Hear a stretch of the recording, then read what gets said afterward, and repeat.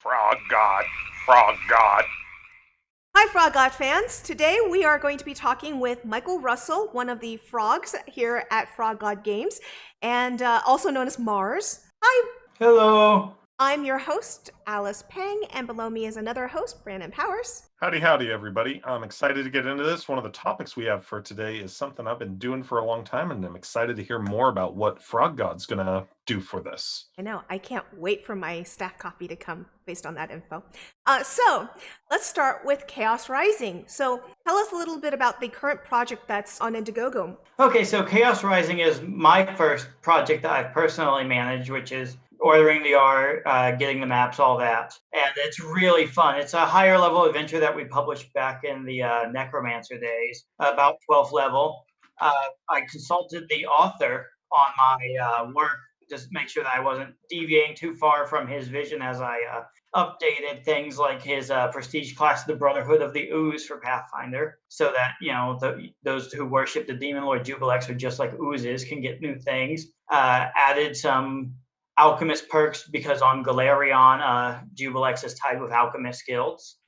So gotta give them a little thing. But we're available in 5e, Swords and Wizardry. It's a tier 4 adventure for 5e. And Swords and Wizardry, it's 10 up. And there's some fun stuff that we got to do. I created a new feat for Pathfinder called Summon Ooze, which adds 2 oozes to every summon monster level. Yep, there's some fun magic items. It has a bit of time travel, which is the only Lost Lands adventure that I know of that has time travel. Well, speaking of Pathfinder, you are the Frog God Games go-to person for Pathfinder conversions, correct? Yes, I am. How long have you been doing that? I did one of the RA 5e books in Pathfinder after it was released, and it got re-released because of a error in the original conversion. And then after that, I've had the job for every conversion since, except for Quest of Doom 4. Well, that's pretty awesome.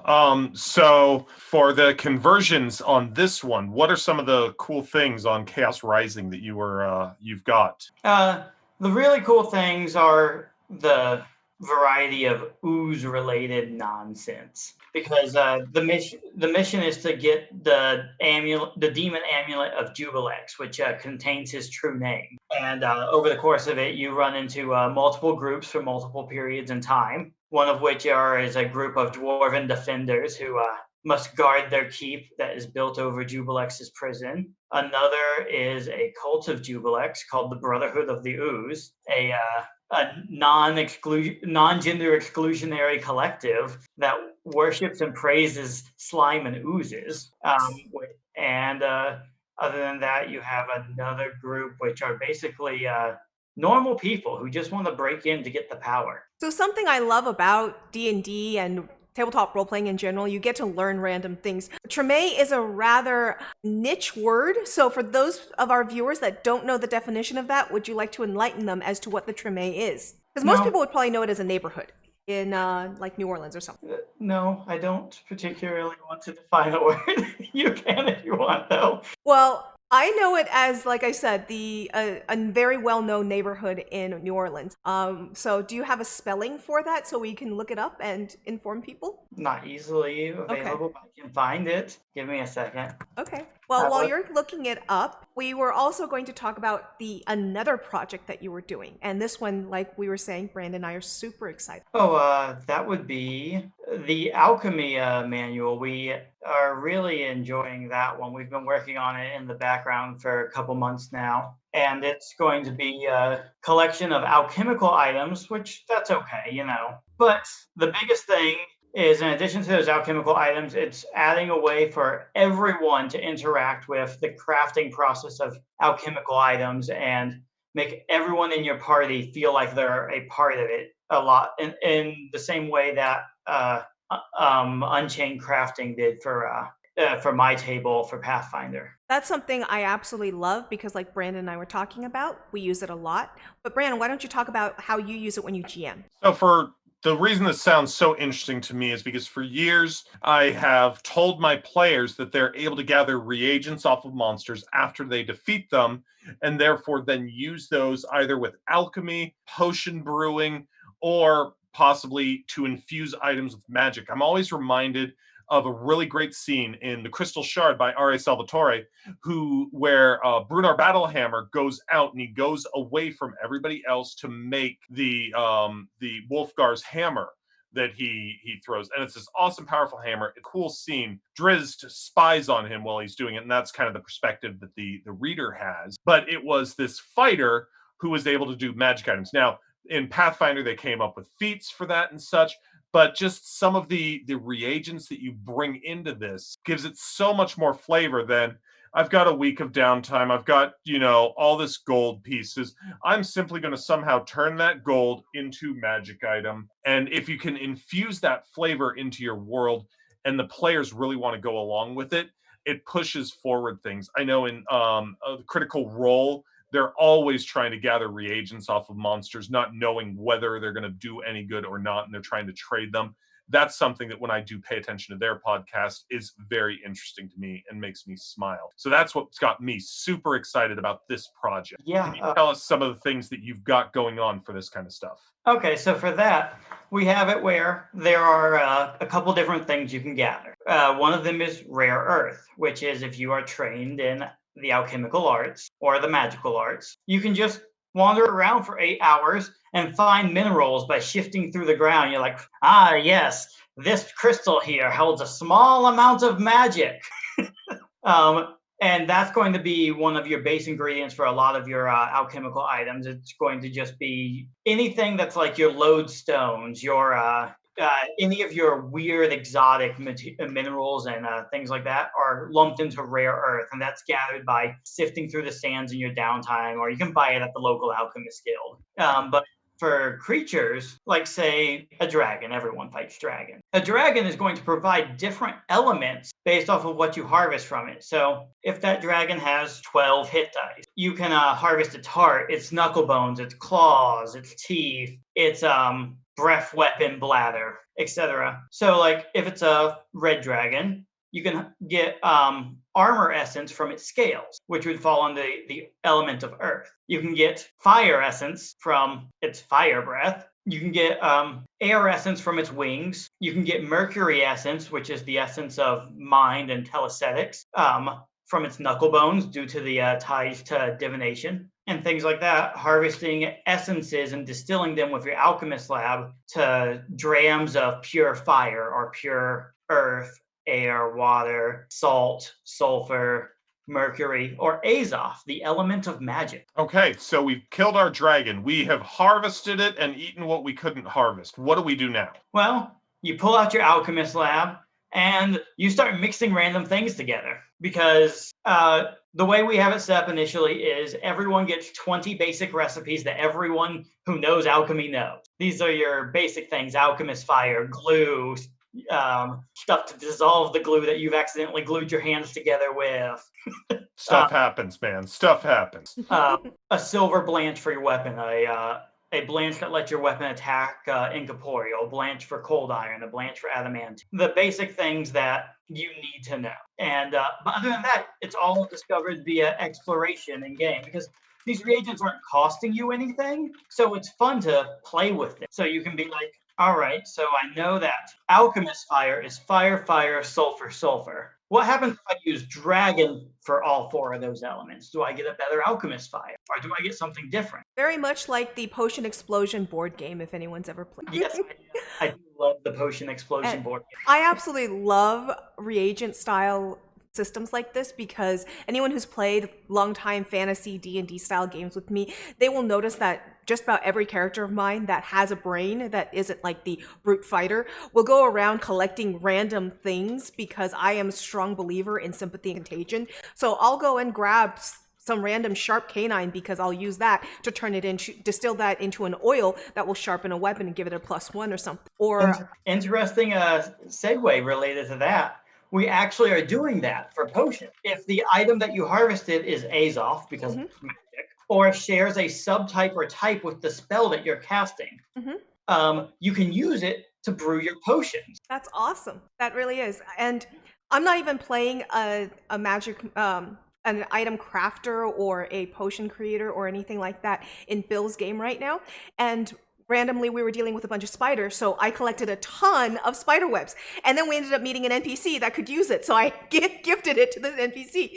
I actually had a pretty cool turnout because I just end up grabbing random things. I'm like, ooh, well, I've heard this kind of is interesting. I mean, going back to second edition, bat guano. It's like every time we went into a cave, we had to go and harvest bat guano because if we took it back to town, even if we had no wizard that needed it, some wizard was going to need it because it was fireball. That's right. That's exactly what we're going for with this. And like we've given examples of how to tie it into your potions, obviously, but the magic items in the book all have a crafting recipe that uses components. In addition to the creature parts, we also have some other components, including like backpacks. So like if you're making your handy haversack, you need to have a backpack to enchant. So the recipe will be like backpack, Azov. Actually, you know what? Why don't I pull up that recipe for you right now? Sure. That's good because I'm very interested in how I could get a handy haversack in real life and in any game I'm playing. While you're looking that up, Brandon brings up something that I was interested in segueing into anyway. How much real life influence? So when it comes to herbs and such, a lot of subcultures and belief systems in our real world utilize gems, stones, herbs, and various things with a great deal of meaning. For example, if you look at an amethyst, people strongly believe that it makes you more empathic, makes you more attuned to what's around you, has healing factors, stuff like that. You're making me very happy right now.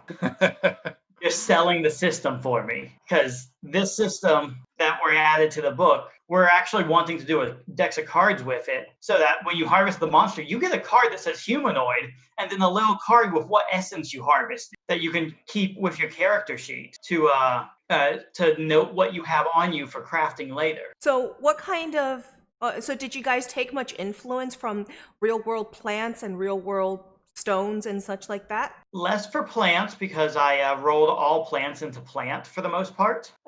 It's not the best choice, but it allows for the herbalist supplement to come next. Well, also, it makes it more accessible in some ways to people because you're talking about using the use of essence rather than declaring people have to go and collect 300 billion things. Now, if the player takes it to that next level, like Brandon and I tend to, which is I grab the mandible of something, I grab the wing, I grab the scale of something, and I grab the hair of something special, like the hair of the Sphinx or something. Yes. Then we can do that. But if you don't want to do that and still have that added level, you can utilize your system by using the essence. Exactly. Like for gemstones, I tied agate with mercury, which is mind, telesthetic, transmutation, transportation, dream, and control. Amethyst is tied with water, though, which is cold, fear, toxin, but memory and emotion. That's an interesting interpretation of amethyst, given I've done a great deal of study over the years of various gemstone properties and such like that people believe in. So